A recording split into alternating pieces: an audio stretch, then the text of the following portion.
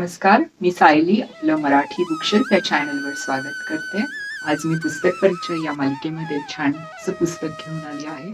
आजच्या सत्रामध्ये त्या पुस्तकाचं नाव आहे चॉईसेस. ते आहे एक आत्मकथन लिव उलमन या पाश्चात्य अभिनेत्रीचं. या पुस्तकाची मी मराठी आवृत्ती घेतलेली आहे, जी आपल्या लाडक्या अभिनेत्री मृणाल कुलकर्णी यांनी जिचा अनुवाद केलेला आहे. मृणाल कुलकर्णींनी याचा अप्रतिम अनुवाद केलेला आहे. ते चित्र, ही जी कथा, आत्मकथा ही अभिनेत्री जी लिहिती आहे, सांगती आहे, ते आपल्याला त्याचं चित्र आपल्या डोळ्यांसमोर नक्कीच उभं राहतं. ह्या अभिनेत्रीची कथा मी ह्या व्हिडिओतनं सांगू इच्छित नाहीये, पण मात्र एक गोष्ट नक्की सांगेन, तिची जिद्द आणि चिकाटी तिला खूप पुढे घेऊन जाते. त्याबरोबर तिचं पर्सनल लाईफमध्ये होणारी उलाढालही ती खूप छान पद्धतीनं हँडल करते.